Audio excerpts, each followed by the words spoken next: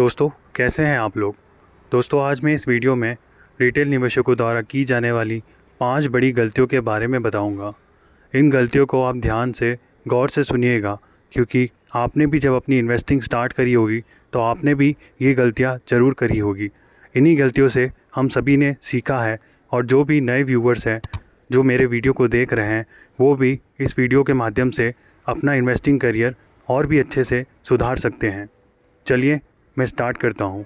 दोस्तों हम सभी स्टॉक मार्केट में इसलिए आते हैं क्योंकि हम रिटर्न्स कमा सकें, मगर हमारे द्वारा ये गलती की जाती है कि हम रातों रात अमीर बनना चाहते हैं। दोस्तों मैं आपको बताऊं कि ऐसा स्टॉक मार्केट में नहीं होता है। स्टॉक मार्केट में बहुत सारे उतार चढ़ाव लगे रहते हैं, जैसे कि अभी 2020 का मार्केट क्रैश हुआ, कोरोना टाइम में भी मार्केट क्रैश हुआ था। इन सब समय में हम ये देखते हैं कि जो लोग अंधाधुंध पैसा लगा देते हैं उन कंपनियों में जिनके फंडामेंटल स्ट्रॉन्ग नहीं होते, उन्हें बाद में जाकर लॉस ही फेस करना पड़ता है। ऐसे समय में जब क्रैश होता है तब वो लोग अपना पोर्टफोलियो से लॉस में सारी कंपनियों को बेचकर निकल जाते हैं। तो सबसे पहला रूल ये है कि आपको फंडामेंटली स्ट्रॉन्ग कंपनी देखनी है और उसमें थोड़े थोड़े अमाउंट के साथ इन्वेस्टिंग स्टार्ट करनी है। दोस्तों दूसरी गलती हम ये करते हैं कि हम जिस कंपनी में इन्वेस्ट करते हैं हम उसके फंडामेंटल्स चेक किए बिना ही उसके अंदर इन्वेस्ट कर देते हैं।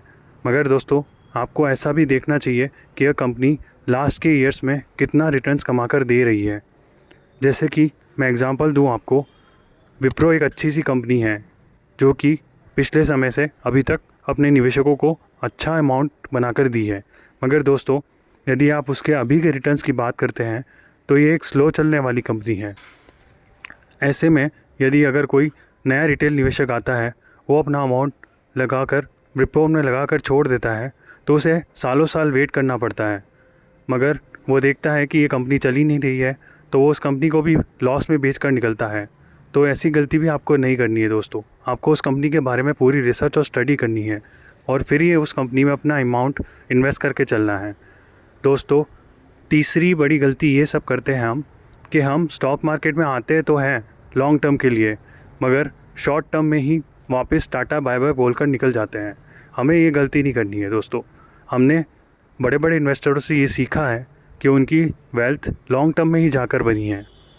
हमारे जाने माने वॉरेन बफेट जी ये बोलते हैं कि आप लॉन्ग टर्म के इन्वेस्टर ही बनिए, क्योंकि आपका पोर्टफोलियो तभी ग्रो होगा जब आप लॉन्ग टर्म के इन्वेस्टर बनेंगे।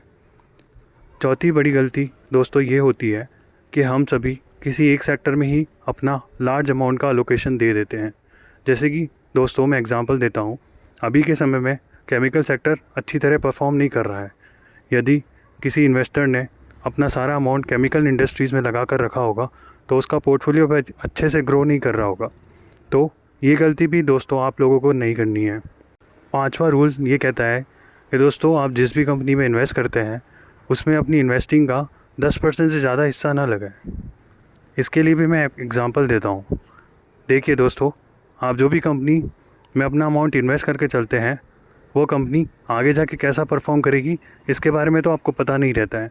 तो इसलिए सेफ़ साइड के लिए दोस्तों आप 10% से ज़्यादा इन्वेस्ट ना किया करें, क्योंकि अगर आगे जाकर वो कंपनी में कुछ ख़राबी आ जाती है तो आपका पूरा पोर्टफोलियो ही डाउन चला जाएगा, जिससे आपके रिटर्न्स भी कम होंगे और आपको कम रिटर्न्स देखकर अपनी इन्वेस्टिंग भी ख़राब लगने लगेगी। ऐसे भी मत करिए दोस्तों ये सारी बातों को आप बहुत गौर से और ध्यान से अपने इन्वेस्टिंग के करियर में अप्लाई कीजिए, ताकि आप आने वाले समय में अच्छे रिटर्न्स बनाकर निकल सके। धन्यवाद।